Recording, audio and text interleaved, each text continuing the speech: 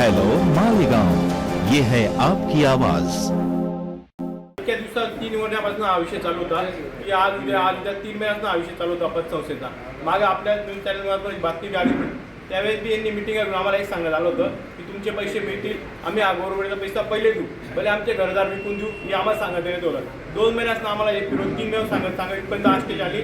आज DDI साहेबांसमोर हे सर्व बसून आम्हाला आज सांगतात की आमच्याकडे पैसे टाकायला तयार नाही आणि आमच्याकडे पैसे नाही, हे आज असं नंग उत्तर देऊन आम्हाला मोकळं झालेले आहे। यापुढे आम्हाला पावती याच्या बँकेची हे चेअरमॅन आहेत, हे जबाबदार बॉडी इथं सगळे बसलेले सर्व नाव लोक आहे, सर्व मालेगावात एकदम म्हणजे मोठ्या मोठ्या क्षेत्रातले लोक आहे, सर्व व्यापारी क्षेत्रातले लोक आहे।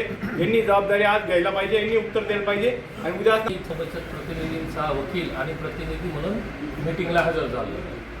आम्ही साहेबांनाही विनंती केली, संचालक मंडळालाही विनंती केली की तुम्ही सगळे संचालक मिळून पैसे उभा करा, ठेवीदारांचे अल्प बचतवाल्यांचे पैसे ज्याचे त्याचे देऊन मोकळे करा।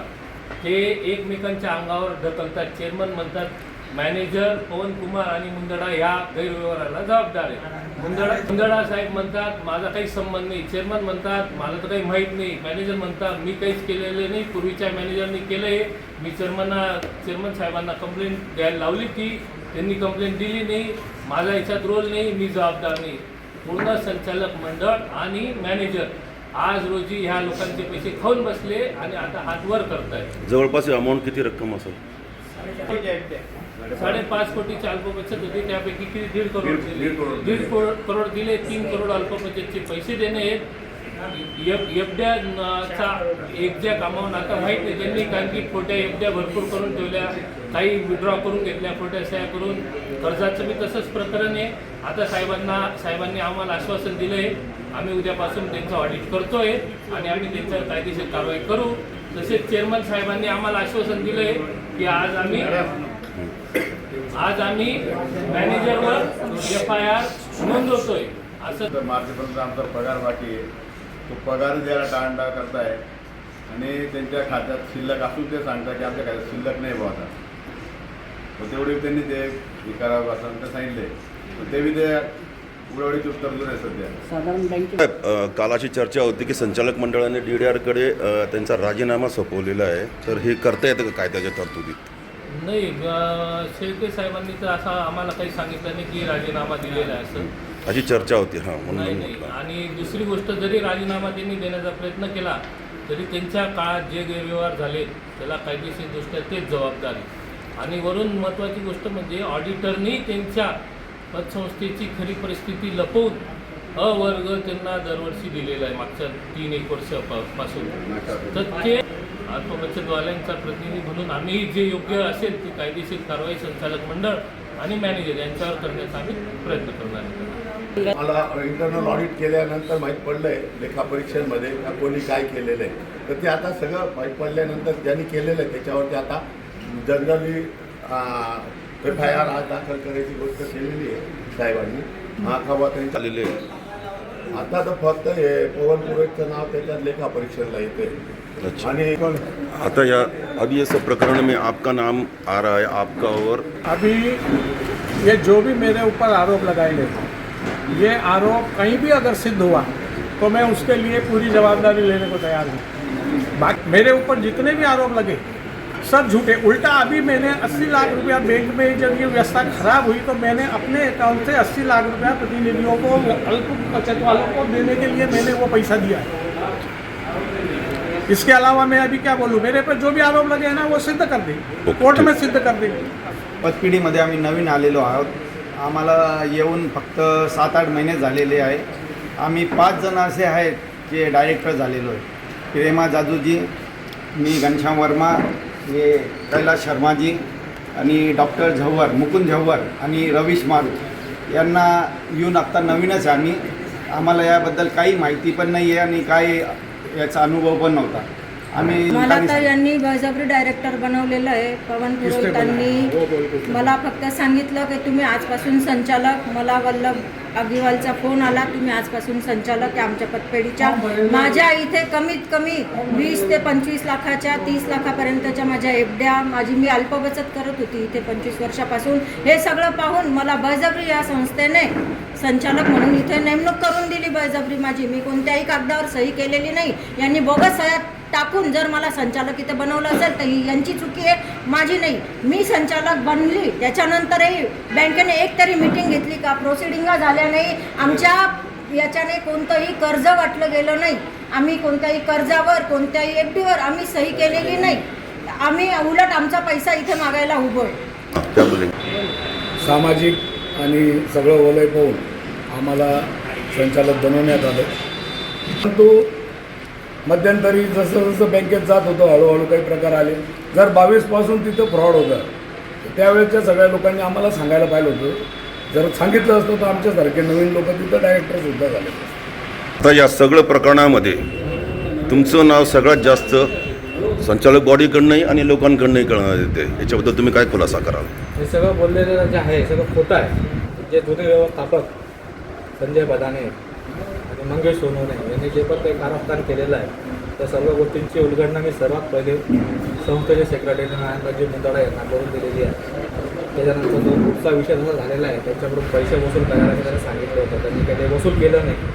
तर उलट ते वसूल करायच्या ऐवजी दुसऱ्या काही गोष्टी गैरव्यवहार झालेल्या आहेत. त्या सर्व गोष्टींची कल्पना मी त्यांनाही दिलेली आहे आणि इथं उपनिबंधक कार्यालयात श्री शेळके सर यांनाही दिलेले आहे. सर्व गोष्टींना मी एकटाच जबाबदार नाही. या गोष्टी एकटाच जबाबदार नाही म्हणजे आपण कुठेतरी जबाबदार मी आहात. कुठेतरी माझ्याकडून काही ना काही चुका झालेल्या आहेत. ओके, काय काय चुका झाल्या आहेत तरी आपल्याला लक्षात असेल. हां, काही काय म्हणजे माझ्या काही पार्ट्यांना मी वैयक्तिक कर्ज वाटप केलं असेल त्या गोष्टींना मी जबाबदार आहे. त्या गोष्टीचं कर्ज वसूल करून देण्याची जबाबदारी माझी आहे. मी स्वतः ते वसूल बी करून देईन. काही एफडीवर संचालक बॉडींची सह्या नाही आहे अशा काही नाही, ऐकायला आता भेटतो. काही वेळेस कसं होऊन जातं बऱ्याच वर्षी कधी संचालक मंडळ बाहेरगावी असतं. त्या टायमाला व्यवस्थापक म्हणून मला त्यांनी तिथे बसवलेलं आहे म्हणून त्या टायमाला मला एखादी सही करणं गरजेचं होतं म्हणून मी ते सही केलेली. प्रथम जे संस्थांमध्ये अनियमितता आहे त्या लक्षात आल्या आणि त्याच्यानंतर मग त्याबाबत संचालक मंडळ सदस्यांना कल्पना देऊन त्यांची मीटिंग घेतली. त्यामध्ये सर्वप्रथम संचालक मंडळ सदस्यांनी ज्या इमर्जन्सी अल्पबचत मुदतीच्या फी होत्या किंवा ज्या अर्जंटमधल्या मुदत फी होत्या तर या परत करण्याबाबत आणि रक्कम टाकण्याबाबतची चर्चा झाली. त्यानुसार काही कालावधी आम्ही थांबलो होतो. परंतु या थांबलेल्या कालावधीमध्ये सुद्धा संस्थेच्या तपासणीचं कामकाज चालू होतं. दरम्यानच्या काळामध्ये जे पतसंस्थेचे थकबाकीदार सभासद होते त्यांच्या विरुद्ध कलम 101 अन्वये प्रस्ताव तयार करून ते या कार्यालयाने दाखलसुद्धा करून घेतलेले आहे. परंतु कालांतराने संचालक मंडळाने त्यांचा ठराव करून संस्थेचं अंतर्गत लेखापरीक्षण करण्यासाठी सनदी लेखापाल यांची नेमणूक केली. त्या सनदी लेखापाल यांचा अहवाल आल्यानंतर त्यामध्ये जे जे मंडळी दोषी दाखवलेली आहेत तर त्यांच्या विरुद्ध कारवाई करण्याचं आज संचालक मंडळ सदस्यांनी या ठिकाणी अल्पबचत प्रतिनिधी असतील किंवा ठेवीदार असतील यांच्यासमोर कबूल केलेलं आहे.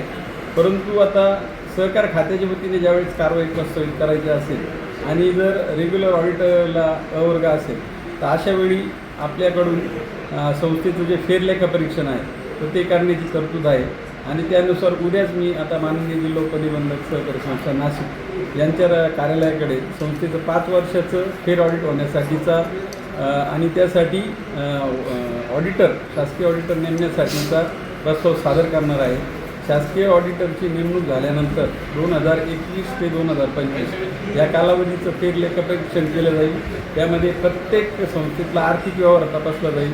त्यामध्ये जे कोणी दोषी आढळून येतील त्यांच्याविरुद्ध फौजदारी कारवाई करणे किंवा त्यानंतरची कारवाई करणे हे सर्व अधिकार जे आहेत तर ते शासकीय ऑडिटर यांना राहणार आहे. आणि त्यानंतर देखील मग गुन्हे नोंद झाल्यानंतर कायद्यातील तरतुदीनुसार कलम 88ची तरतूद आहे या गोष्टी आहेत.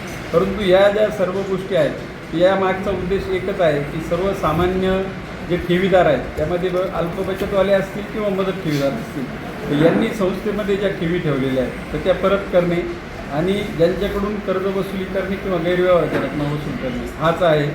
तर यामध्ये अल्पमुदतीची जे ठेवी आहेत त्या काही प्रमाणात कमी केलेल्या आहेत. परंतु ज्या पद्धतीने संचालक मंडळांनी कमिटमेंट केलेलं होतं त्याची पूर्तता न झाल्यामुळे आजचा हा प्रसंग या ठिकाणी उद्भवलेला आहे.